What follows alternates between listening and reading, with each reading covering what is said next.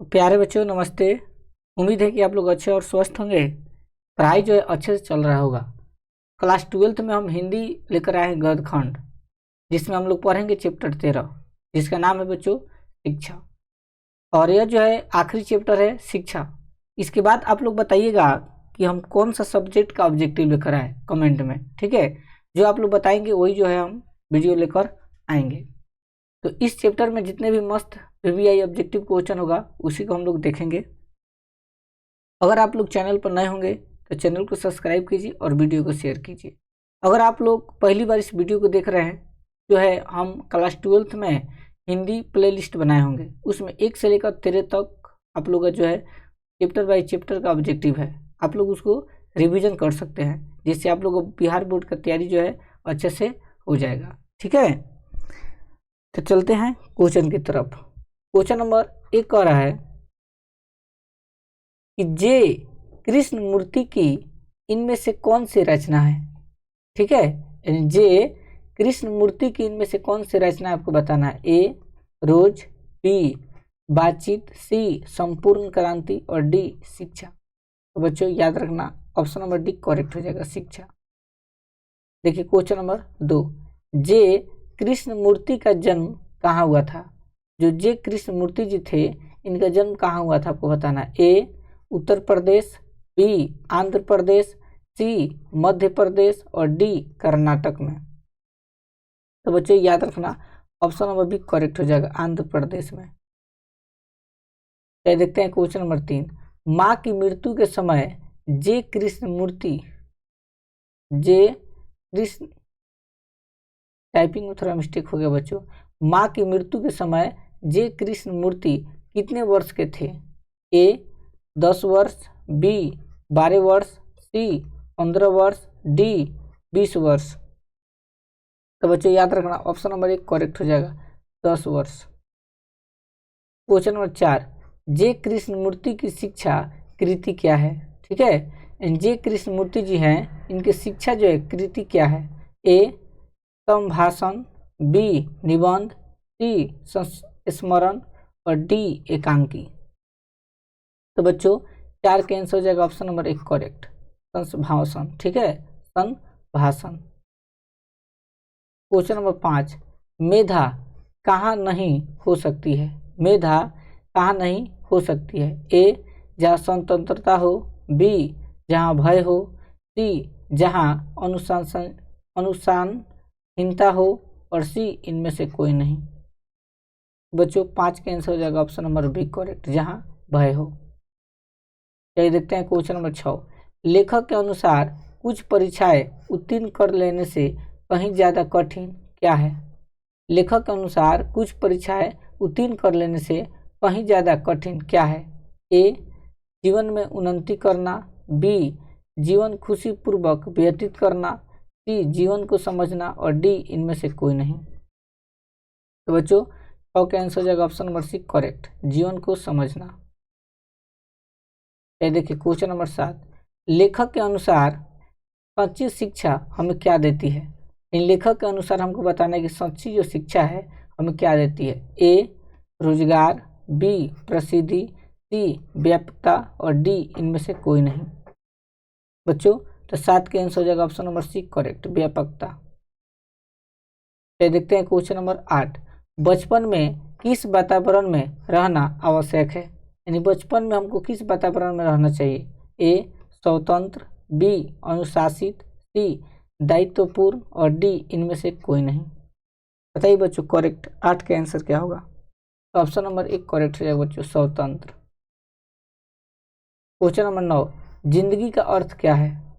ठीक है बच्चों, बताना है जिंदगी का अर्थ क्या है। ए धन कमाना, बी प्रसिद्धि प्राप्त करना और सी सत्य की खोज करना और डी सत्य प्राप्त करना।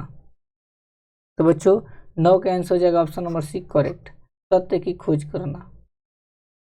क्वेश्चन नंबर 10, जे कृष्णमूर्ति के अनुसार मानव के विचारों को, उसके संबंधों तथा उसके प्रेम को कौन कष्ट कर देता है। ए उत्साह, बी नाराजगी, सी खुशी और डी भय। बच्चों 10 का आंसर हो जाएगा ऑप्शन नंबर डी करेक्ट, भय। क्वेश्चन नंबर 11, जे कृष्णमूर्ति के अनुसार संपूर्ण विश्व किस ओर अग्रसर है? ए विकास की ओर, बी नाश की ओर, सी प्रतिस्पर्धा की ओर और डी इनमें से कोई नहीं। तो बच्चों याद रखना ऑप्शन नंबर बी करेक्ट हो जाएगा, नाश की ओर। देखते हैं नेक्स्ट क्वेश्चन नंबर 12 की तरफ। The first and last freedom किसकी कृति है? The first and last freedom किसकी कृति है? ए मलयज की, बी मोहन राकेश की, सी जे कृष्णमूर्ति की, डी अब्दुल कलाम आजाद की। तो बच्चों ऑप्शन नंबर सी करेक्ट हो जाएगा, जे कृष्णमूर्ति की। क्वेश्चन नंबर 13, साम्यवादी किससे लड़ रहा है? जो साम्यवादी है वो किससे लड़ रहा है वो बताना। ए समाजवादी से, बी पूंजीपति से, डी सत्तावादी से और डी इनमें से कोई नहीं। तो बच्चों याद रखना तेरे कैंसिल हो जाएगा ऑप्शन नंबर बी पूंजीपति से। क्वेश्चन नंबर 14, जे कृष्णमूर्ति का जन्म कब हुआ था? एंड जे कृष्णमूर्ति जी थे इनका जन्म कब हुआ था? ए 12 मई 1895 को, बी 18 जून 1892 को, सी 23 मई 1898 को, डी 15 अगस्त 1902 को। तो बच्चों इसका आंसर हो जाएगा ऑप्शन नंबर 1 करेक्ट, 12 मई 1895 को, 95 को होगा। ठीक है, याद रखना।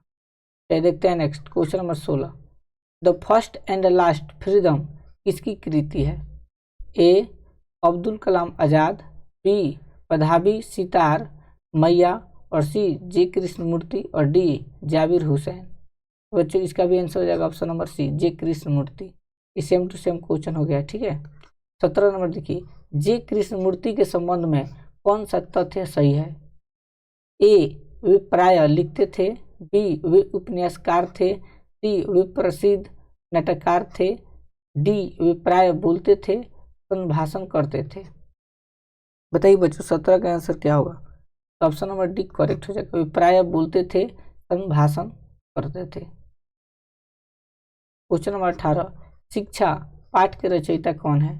तो शिक्षा पाठ इसका रचयिता आपको बताना है कौन है। ए महात्मा गांधी, बी विनोबा भावे, सी जगदीश चंद्र माथुर और डी जे कृष्णमूर्ति। देखो बच्चों यहाँ शिक्षा है ना, तो महात्मा गांधी दिया था, यहाँ पर समझने वाली बात है। शिक्षा और संस्कृति रहता तो शिक्षा और संस्कृति के लेखक महात्मा गांधी है, लेकिन यहाँ खाली शिक्षा का बात हो रहा है, तो इसलिए इसका आंसर हो जाएगा J Krishnamurti. Option number D correct हो जाएगा। 19 नंबर, जे कृष्णमूर्ति का जन्म किस राज्य में हुआ था? आपको बताना है। जे कृष्णमूर्ति का जन्म किस राज्य में हुआ था? आंध्र प्रदेश में, उत्तर प्रदेश में, राजस्थान में, उड़ीसा में। तो बच्चों याद रखना ऑप्शन नंबर 1 करेक्ट हो जाएगा, आंध्र प्रदेश में। क्वेश्चन नंबर 20, लॉर्ड बेटर किनमें विश्व शिक्षक के रूप देखते थे? लॉर्ड बेटर किनमें विश्व शिक्षक के रूप देखते थे? ए राधा कृष्णन में, बी राजेंद्र प्रसाद में, सी गांधी में और डी जे कृष्णमूर्ति में। तो बच्चों 20 का आंसर हो जाएगा ऑप्शन नंबर डी करेक्ट, जे कृष्णमूर्ति में। 21 नंबर, जे कृष्णमूर्ति की इनमें से कौन सी रचना है? रोज, बी संपूर्ण क्रांति, सी बातचीत और डी शिक्षा। याद रखना बच्चों ऑप्शन नंबर डी करेक्ट हो जाएगा, शिक्षा। तो बच्चों चैप्टर 13 में जो है 21 ऑब्जेक्टिव प्रश्न था, जो 13-21 ऑब्जेक्टिव प्रश्न बता दिए हैं। अगर आप लोग चैनल पर नए होंगे तो चैनल को सब्सक्राइब कीजिए और वीडियो को शेयर कीजिए, और कमेंट में आप लोग बताइए कि किस सब्जेक्ट का आप लोगों को ऑब्जेक्टिव चाहिए, उस सब्जेक्ट का हम ऑब्जेक्टिव लाएंगे। धन्यवाद।